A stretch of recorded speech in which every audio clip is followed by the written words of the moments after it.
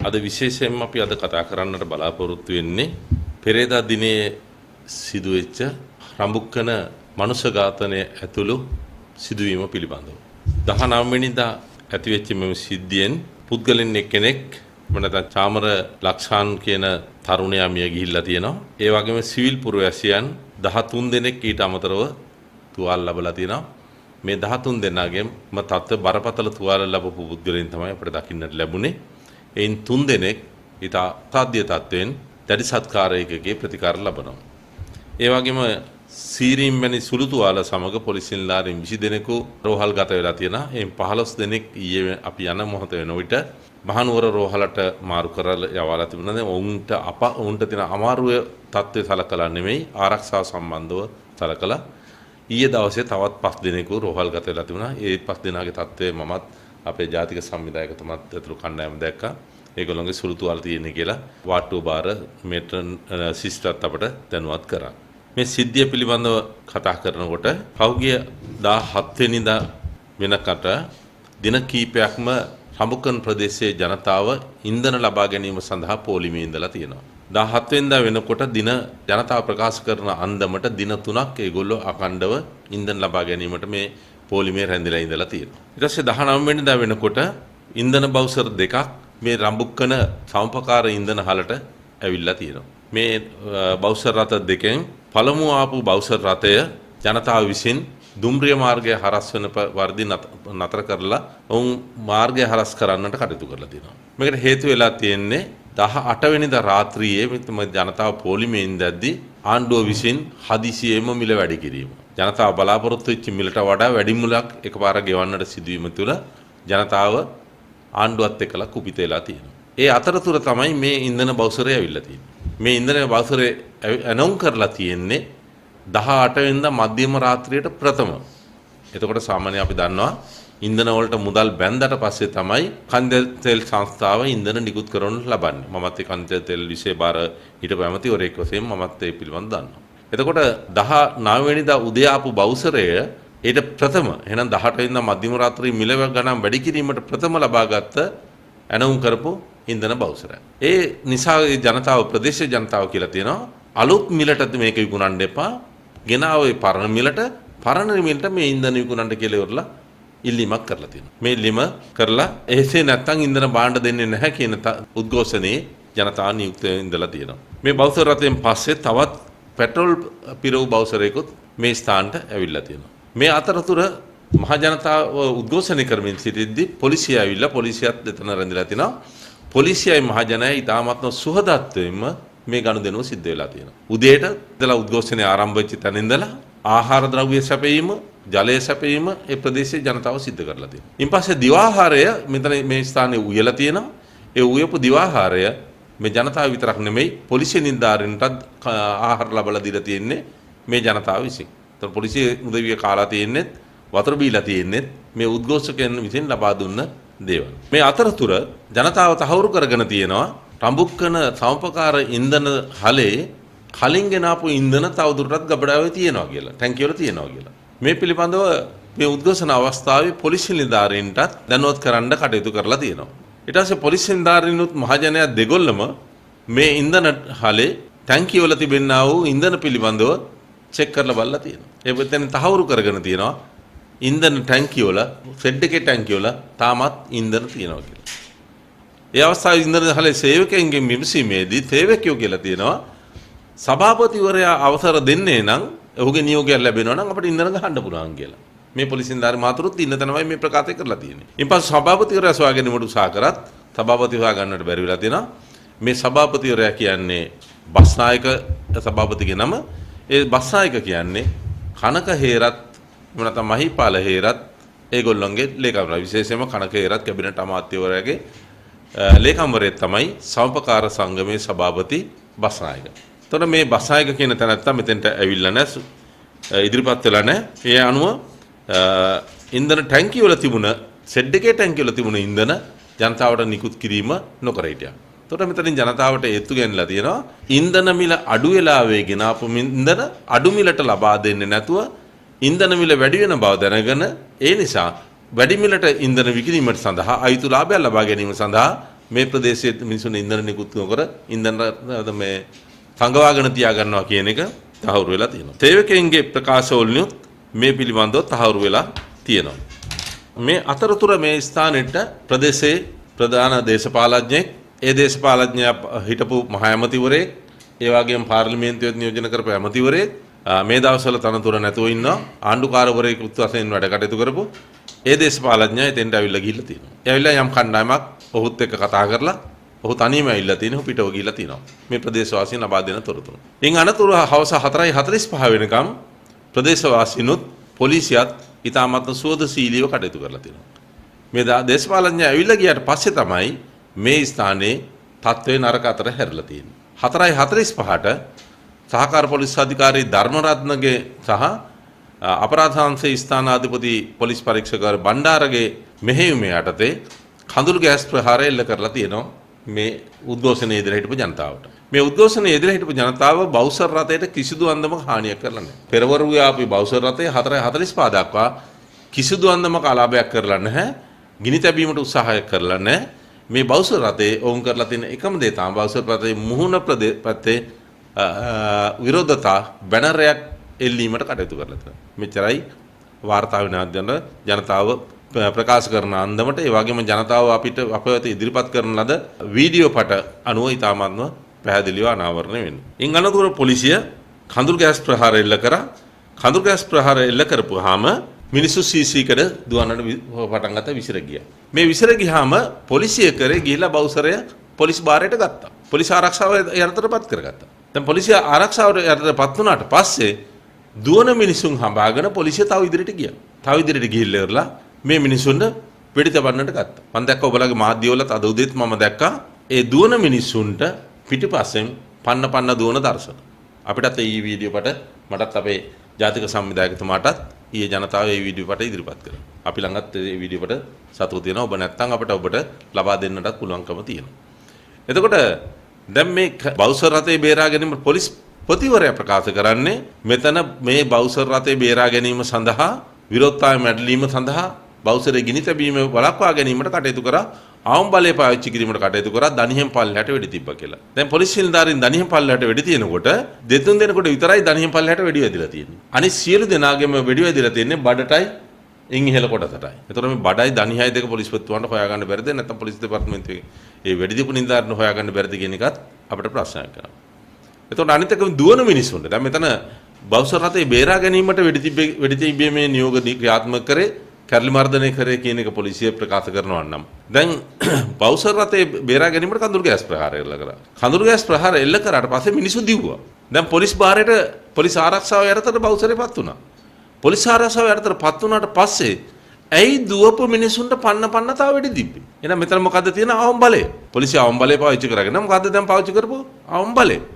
දුවපු මිනිසුන්ට වෙඩි තිබ්බේ ඇයි? කැරලි මර්දන කණ්ඩායමක් කටයුතු කරන්න තියෙන්නේ කැරල්ලක් මර්දනය කිරීමට නැත්නම් විසිරුවා හැරීමට පමණයි. දැන් මිනිස්සුන්ට කඳුළු ගෑස් ගහනකොට මිනිස්සු විසිරුවා ගියා නම් එතනින් පස්සේ වෙඩි තිබෙ මොකටද? එහෙනම් බවුසර් රථයේ ආරක්ෂාවට වෙඩි තිබ්බා කියලා පොලිසිය කියනවා. බවුසර් රථයට ගිනි තිබ්බනම් වෙන හානිය පිළිබඳව මම දැක්කා ඊයේ පොලිසිය භාර වර්තමාන ඇමතිවරයා පාර්ලිමේන්තුවේදී ප්‍රකාශයක් කරනවා. එහෙම වුණා නම් මොනතරම් විනාශයක් වෙනවද රඹුක්කන කියන එකක් හොයාගන්න හම්බෙන්නේ නැහැ කියලා. එහෙමනම් පොලිසිය මේ ඉන්ද්‍ර බවුසරේ අසල හිට මිනිස්සු ඉන්නේ නැද්දි කොහොමද වෙඩි තියන්නේ? ඒ වෙඩි උන්නේ එකද ගිනි ගන්න නැද්ද? එහෙනම් ඒ වෙඩි උන්නේ පුපුරන ද්‍රව්‍යයක්. එහෙනම් මේ පුපුරන ද්‍රව්‍ය වලින් මේ බවුසරට ගිනි ගන්න ඉඩ දෙනවා. මේ බවුසරට ගිනි ගත්තා නම් එහෙනම් රඹුක්කනක් කියන එකක් අයිතුරු වෙනවා. ඒ ඇමතිවරයා කියන අන්දමට. මෙතන බොහොම පැහැදිලිවම මේ නීතිය අභිභව ගිහිල්ලා යුක්තිය අභිභව ගිහිල්ලා වැඩි කටයුතු කිරීමක් සිද්ධ වෙලා තියෙනවා මේ කාගේ හරි කෙනෙකුගේ වුණාට. එහෙම නැත්නම් රටේ සිදුවෙන අනිත් සිදුවීම් සම්බන්ධවත් මෙවැනි වෙඩි තැබීමුනේ මෙවැනි මර්දන වලින් සිදු වෙන්නට ඕන. නමුත් මෙතන කාගේ හරි බලපෑමක් උඩ සිද්ධ වුණා කියන එක බොහොම පැහැදිලියි.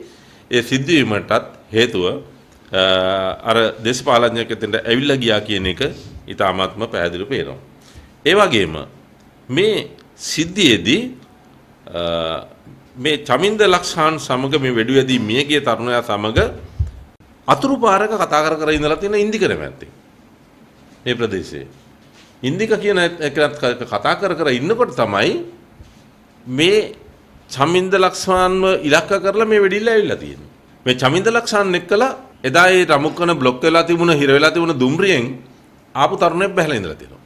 ඔහු අම්බන්තොට දිස්ත්‍රික්කයේ තරුණයෙක්. ඔහු චමින්ද ලක්ෂාන් එක්ක කතා කරලා සිගරට් එකකුත් බීලා තියෙනවා. ඒකට ඉඳද්දි තමයි මේ චමින්ද ලක්ෂ්මාන්ට මේ වෙඩි ප්‍රහාර එල්ලලා තියෙනවා. ඔහුත් එක්ක උට වෙඩි ප්‍රහාර එල්ලුණාම ඒ පොලිස් නිලධාරියා චමින්ද ලක්ෂාන්ගේ ආසන්නයට ඇවිල්ලා තමයි වෙඩි තිබ්බා කියලා ඉවරලා ඔහු ප්‍රකාශ කරන්නේ. ඔහු තවත් තැනකට දුන්න දුරකථන ඇමතුම පටිගත වෙලා තියෙනවා. පටිගත වෙච්ච දුරකථන ඇමතුමත් අපි සතුව තියෙනවා. ඒතකොට චමින්ද ලක්ෂාන් වෙඩිවැදුම එක සම්බන්ධව කතා කරනකොට ඒ පොලිස් නිලධාරියා මේ තරුණයාට තර්ජනය කරලා තියෙනවා තොටත් වෙඩි තියෙනවා තොප් පැනලා දුවපිය කියලා. අවසානයේ තරුණයා එතනින් පැනලා ගිහිල්ලා තියෙනවා බේරීම සඳහා. ඔහු වේදනාවෙන් මේ පිළිබඳව කතා කරනවා. ඒතකොට මෙතන එහෙමනම් අවම බලයද පාවිච්චි කරලා තියෙන්නේ උපරිම බලයද පාවිච්චි කරලා තියෙන්නේ එහෙම නැත්නම් මේක සැලසුම් සාගතව මේ චමින්ද ලක්ෂ්මන් ඝාතනය කිරීමට කටයුතු කරාද කාගේ හරි පෙළඹීමක් මෙහෙයුමක් මෙතන තිබුණාද දේශපාලන බලපෑමක් මෙතන පිටිපස්සේ තිබ්බද කියන එක පිළිබඳව අපිට හිතන්නට සිද්ධ වෙනවා. මොකද චමින්ද ලක්ෂ්මන් අපේ එක්සත් ජාතික පක්ෂයේ ජාතික යෝන් පෙරමුණේ ක්‍රියාකාරී වැඩ කටයුතු කරපු තරුණෙක්.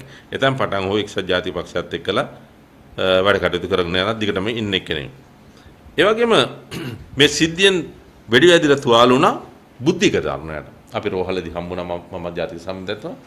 ඒ බුද්ධික තරුණයාට ඔහුගේ කකුලට බරපතල සුවාල සිදු වෙලා තියෙනවා. මේ බුද්ධික තරුණයාව රෝහලට ගේන්න කටයුතු කරා ඔහුගේ මල්ලි. වෙඩි වැදිලා මේ බරපතල තුවාල වෙලා ඉන්න පුද්ගලයාව රෝහලට ගේන්න කටයුතු කරා තමන්ගේ සහෝදරයා දුකන ඇවිල්ලා. සහෝදරයා පොලිසිය මොකද කරන්නේ? සහෝදරයාව අත්අඩංගුවට ගන්නවා. අර තුවාලකරු මරණ වේදනාවෙන් කෑ ගහන මිනිහා රෝහලට ගෙනියන්න දෙන්නේ නැතුව පොලිසිය අමානුෂික විදියට මල්ලිව අත්අඩංගුවට ගන්නවා. මල්ලුවට පහර දීදී අරගෙන ඇවිල්ලා පොලිස් ජීප් රථයට නගා ගන්නවා. ඔබ දකින්න වීඩියෝ පට මාධ්‍ය තුල සහ සමාජ මාධ්‍ය සංසරණය වෙන අර තරුණයෙකුට පහර දීලා පොලිසිය කීප දෙනෙක් පහර දෙමින් ඇදගෙන එන ඇවිල්ලා ජීප් රථයට දාගන්නේ ඒ බුද්ධිකගේ සහෝදරයා ඔහු විශ්වවිද්‍යාලයේ ශිෂ්‍යයෙක්. ඔහුට පහර දීලා ජීප් රථයෙන් නගාගෙන ඔහු ගෙනිනවා. මේ සිද්ධිය සම්බන්ධව අත්අඩංගුවට ගන්න තියෙන එකම පුද්ගලයා ඊයේ වෙනකොට ඒ පුද්ගලයා අර වෙඩි වැදී තුවාල වෙලා ඉන්න බුද්ධිකගේ මල්ලි බුද්ධිකව රෝහලට ගෙන යාමට කටයුතු කරන්න තමයි ඔහු කරලා තියෙන වරද කියන එක අපිට පේන යන විදියට. දැන් මේ කඳුළු ගෑස් ගහලා වෙඩි තියලා දැන් මිනිස්සු CCTV එකට දුවලා ඉවරයි. ඒ අතරතුර මේ බවුසර් රථයේ තිබුණ තැන ඉඳලා ගම්මානයේ ඇතුළට වෙන්න මීටර 300ක් එහායින් ගෙදරක නතර කරලා තිබුණ ත්‍රිරෝද රථයක් ගිනි තියෙනවා. මේකේ ප්‍රදේශයේ තරුණයෝ අඳුර ගන්නවා. අඳුරගන්නේ කවුද? පොලිස් නිලධාරියෙක් ඇවිල්ලා තමයි මේ ත්‍රිරෝද රථයට ගිනි තියන්නේ. ඒක දැකලා ඒගොල්ලෝ කෑ ගහනවා. අන්න පොලිසිය එක්ක ඇවිල්ලා ඉරලා ත්‍රිවිල් එකට ගිනි තියනවා කියලා. මේ පිළිබඳව ඊයේ ගරු මහේස්ත්‍රාත්තුමිය මේ අපරාධයේ සිදු ස්ථානයේ නරඹන්න ගියාම මේ තරුණයා විසින් ගරු මහේස්ත්‍රාත්තුමියට ප්‍රකාශ දීලා තියෙනවා පොලිසිය විසින් මේ ත්‍රිරෝද රථයට ගිනි තිබ්බ එක. ඒ වීඩියෝ පටයෙන් ඉතාමත්ම පැහැදිලිව පේනවා මේ දුම්රිය පාරත් එක්කලා මේ තිබුණ අපරාධයේ මේ ත්‍රිරෝද රථයට ගිනි තියපු අපරාධයේ තියෙන තැන මේ බවුසරේ ඉඳලා ගොඩක් අභ්‍යන්තරව සිදු වෙච්ච කාරණයක් කියන එක. ඒ වගේම ඒ ත්‍රිරෝද රථයට ගිනි ගන්නවට එහායින් ඉඳලා පොලිස් නිලධාරීන් ඉන්නවා. ඒතර පොලිස් නිලධාරීන්ගේ රැකවරණ යටතේ තිබුණ තැනක තියෙන ත්‍රිවිල් එකකට කොහමද තව අපරාධකාරයෙක් ඇවිල්ලා ගිනි තියන්නේ? සංගිරිවත්තේ බස් එකට ගිනි තිබ්බ එකේ දෙවනේ ජවනිකා විදියට අපි මේක දකිනවා. මේක ඉතාමත් පැහැදිලි වෙන කාරණයක් තමයි මිත්‍රවරුනි. පොලිස් වෙඩි තැබීමේ නියෝග අනුව සඳහන් වෙන්නේ ගින්නෙන් හෝ පුපුරන ද්‍රව්‍යයකින් අනර්ථයක් සිදු කරන අවස්ථාවක පොලිසියට වෙඩි තැබීමට බලය ඇති වෙනවා. එතකොට දැන් ගෙවල් කඩසාප්පු ගබඩා පූජනීය ස්ථාන කඩලා ඇතුල් වෙන ලාවක පොලිසියට පුළුවන් වෙඩි තැබලා මිනිස්සු පාලනය කරන්න. මංකොල්ල කන මිනි මරණ අවස්ථාවවලදී පුළුවන්. දැන් මේ නීතියේ රාමුව තුලට මේක ගන්නට ඕන. පුද්ගලයන්ට නොහිකුණු විදියට වෙඩි තිබ්බා. වෙඩි තියලා ඉවරලා පොලිස් පුද්ගලෙක් ඝාතනය කරා. තවත් කීප දෙනෙකු බරපතල තුවාල ICU එකේ ඉන්නවා. තවත් කීප දෙනෙක් බරපතල තුවාල ලැබලා සත්කම් වලට ලක් වෙමින් ඉන්නවා.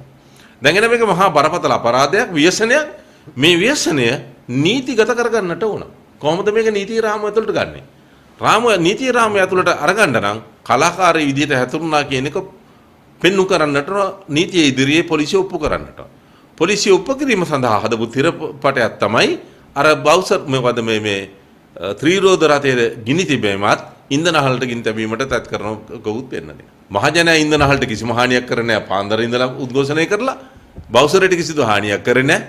කිසිදු දේපලකට හානියක් කරන්නේ නැහැ. පොලිසිය විසින්ම ජනතාව කුපිත කරවලා එලවලා හිස්සු භූමියක නිදහසේ පොලිසියට විසින් පාලනය වෙත පොලිසිය අත්පත් කරගත්තා භූමියක ඉඳගෙන ඒකේ තිබුණ දේපල වලට ගිනි තියලා මෙන්න පරිසරය හදනවා මිනිසුන්ට වෙඩි තැබීමේ නියෝග අපි ක්‍රියාත්මක කරේ මෙන්න මේ අපරාධය සිද්ධ වෙච්ච නිසා කියලා. ඒ වගේම මේක ඊටාත්ම හාස්‍යජනක සිදුවීම කියන්නේ මේ සිද්ධියෙන් දැන් පොලිසියෙන් මිනිස්සු මැරුවා හමුදාවෙන් අවමංගල කටයුතු සිදු කරනවා. හමුදාව අපි යනකොටත් අපිට මිනිස්සු කතා කරලා කිව්වනා අවමංගල නිවුස් හිටපු කට්ටිය කතා කරලා කිව්වා හමුදාවෙන් ඇවිල්ලා හට් ගහනවා පුටු ගේනවා කියලා. දැන් මේක අපිට අවශ්‍යතාවයක් නැහැ කියලා. ගමේ ජනතාව කියන අපේ තරුණයෙක් මේක අපි මල ගෙදර කටයුතු කරගන්නවා අපිට කාගේවත් ඒ උදව් අවශ්‍ය නැහැ හමුදාව පොලිසිය අපිට ගෑවෙන්නවත් ඕනේ නැහැ කියලා.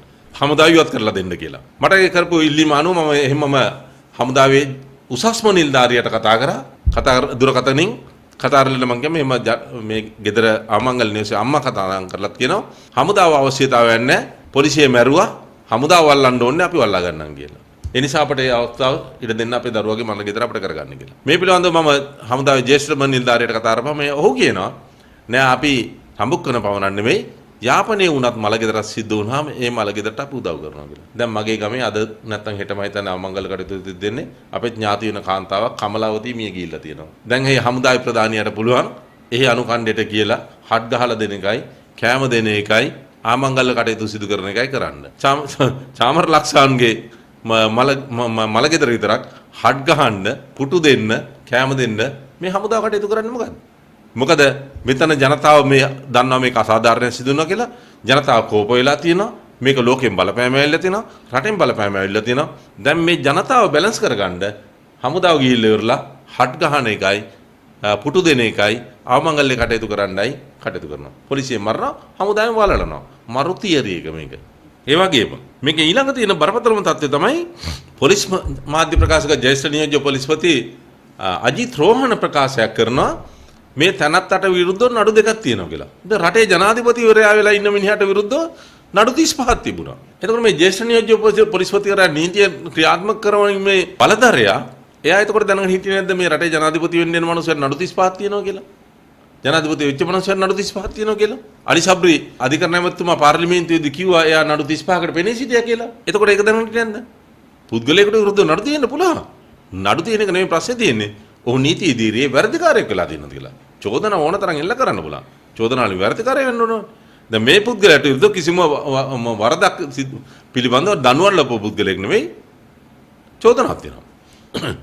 ඉතින් ඒ චෝදනාව ගැන කතා කරනවා නියෝජ්‍ය පොලිස්පතිවරයා. දැන් මෙතන ප්‍රශ්නේ තියෙන්නේ මේ පොලිසියේ මෙන්න දැන් නියම ගේම් එක මම කියන්න යන්නේ. මිත්‍රවරුනි මෙවැනි සිද්ධියක් වුණාම ගරු මහේස්ත්‍රාත් අධිකරණයට අදාළ පොලිසිය ස්ථානාධිපතිවරයා විසින් කරුණු වාර්තා කරන්නට ඕන. මේ කරුණු වාර්තා කරන්න තියෙන ෆෝරම දෙකක්. එකක් A වාර්තාව කියලා අනිත් එක B වාර්තාව කියලා. මේ සිද්ධියට අදාළ කරුණු වාර්තා කිරීමට පොලිසියට නියෝගය තියෙන්නේ B වාර්තාවක් මගින් අධිකරණයට කරුණු වාර්තා කිරීම. අපරාධයක් සිදු වෙලා තියෙනවා නම් ඒ අපරාධය සම්බන්ධව කරුණු වාර්තා කිරීම නීතියේ නියමයන්ට අනුව තියෙන්නේ B වාර්තාවකින් අධිකරණයට කරුණු වාර්තා කිරීම. හැබැයි රම්බුක්කන පොලිසිය ඊයේ ඉදිරිපත් කරපු නැත්නම් ජ්‍යෙෂ්ඨ පොලිස් අධිකාරී සීතාවක කොට්ටාසේ බාර ජ්‍යෙෂ්ඨ පොලිස් අධිකාරී ඛන්දේවත්ත මහතා ඊයේ රම්බුක්කන සිද්ධිය සම්බන්ධව කෑගල්ල මහේස්ත්‍රාත් අධිකරණයට කරුණු වාර්තා කරන්නේ මොකෙන්ද? ඒ වාර්තාවකින්. ඒ වාර්තාවෙන් ඉදිරිපත් කරන්නේ උම්මත්තක තැනැත්තෙකු. දැන් මේ රටේ පාලකයා උම්මත්තකයෙක් නම් ඔහුව ඒ වාර්තාවගෙන් තමයි මහේස්ත්‍රාත් අධිකරණයට නැත්නම් දිස්ත්‍රික් අධිකරණයට වාර්තා ඉදිරිපත් කරන්නට ඕන. ඉදිරිපත් කරලා ඒවල වාර්තා ගන්න. ඒ උම්මත්තකෙක් එහෙම නැත්නම් පිස්සෙක්. පිස්සේ සම්බන්ධව. එහෙම නැත්නම් අයිතිකරුවෙක් නැති දේපල සම්බන්ධව. ඒ වගේම හදිසි මරණයක් අපි කියන සම්ඩෙත් කියලා හදිසියෙන් සිදුවෙන මරණයක් ස්වාභාවික හේතු මත සිදුවෙන හදිසි මරණයක් මෙන්න මේ වගේ කාරණයක් තමයි ඒ වාර්තාවකින් අධිකරණයට ඉදිරිපත් කරන්නේ. නා අපරාධයක් ඉදිරිපත් කරන්න තියෙන්නේ B වාර්තාවකින්.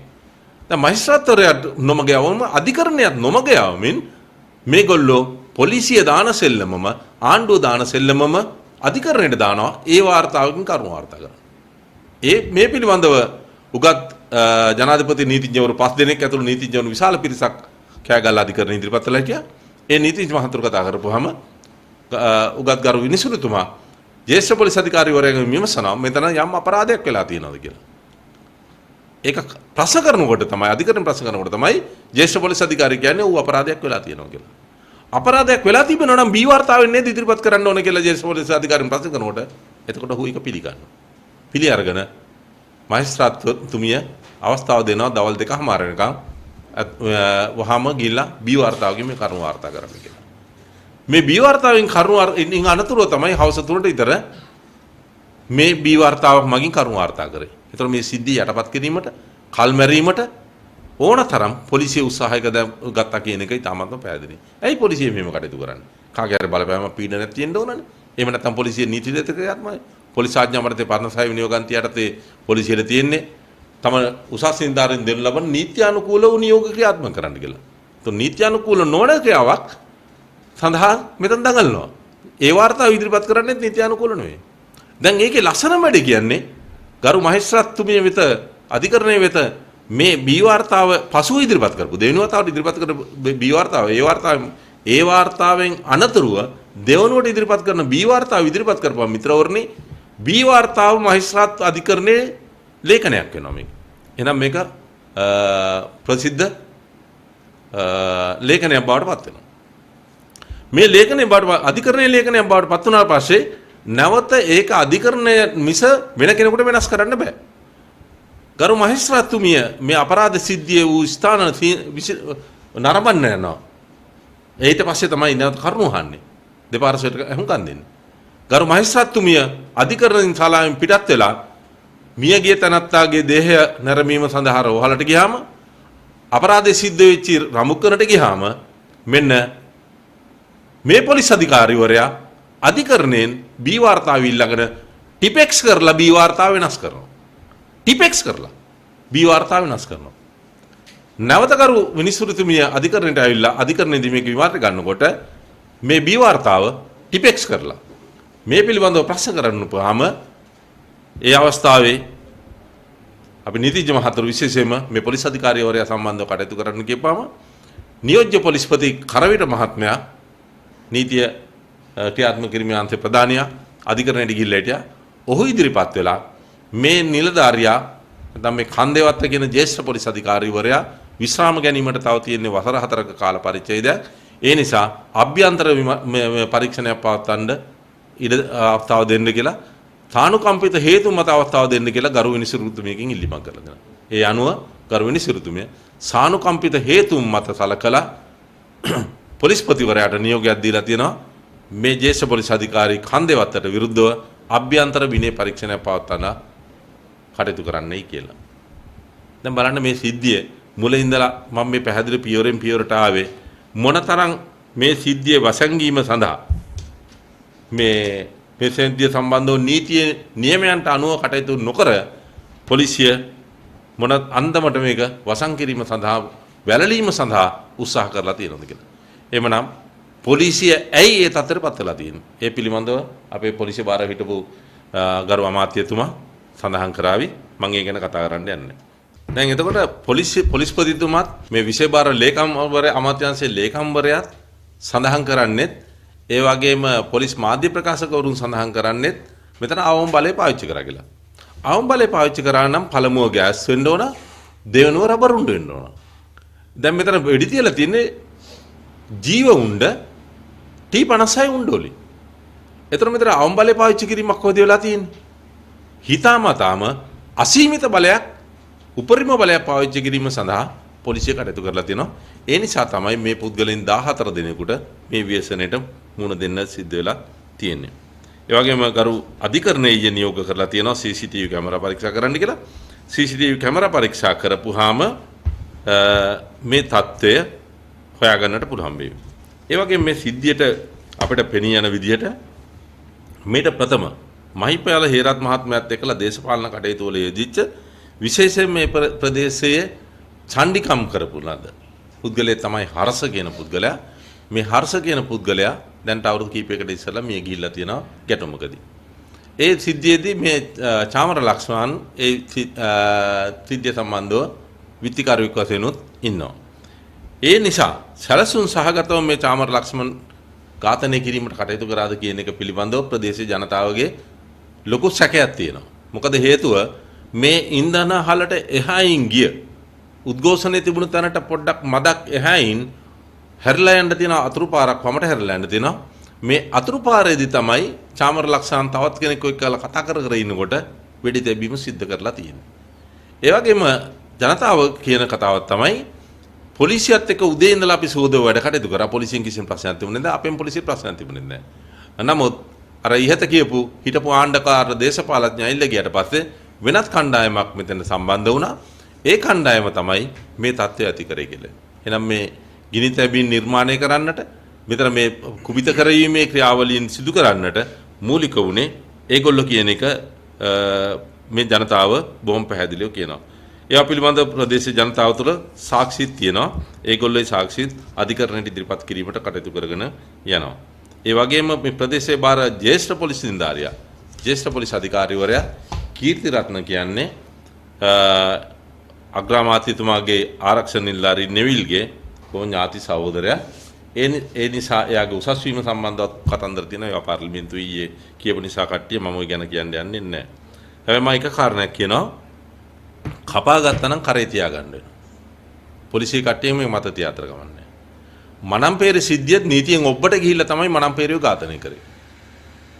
ඒක ඊට පස්සේ සිද්ධ කරපු මිනිසුන්ට අවසානයේ අධිකරණයේදී දඬුවමට මුහුණ දෙන්න සිද්ධ වුණා.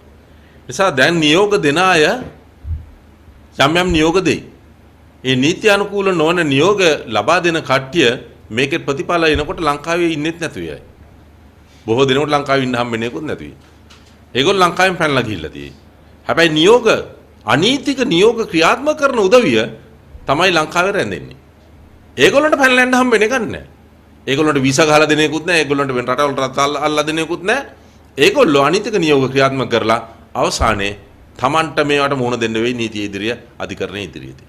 නම් B report A report මොකද B report A report කරපු B report ටිපෙක්ස් කරපු ඒ වගේම මේවා වසන් කරන්න හදන අපරාධය වසන් කරලා ඉවරලා වෙන වෙන තෙල්ලම් දාන්න හදන මේ හැම කෙනෙක්ම කල්පනාවෙන් වැඩ කරන්නට වෙයි. වැඩි කල මේ යාන්ත්‍රණය දුවන්නේ නැහැ. ඒ නිසා නීතියට ගරු කරන්න කියන එක අපි විශේෂයෙන්ම පොලිස් නිලධාරි මහතුරුන්ගෙන් ඉල්ලීමක් කරනවා. අපි දැනුම් දෙනවනේ මේ ඉල්ලීමක් කරනවා. බොහොම ස්තුතියි ඔයගොල්ලන්ට.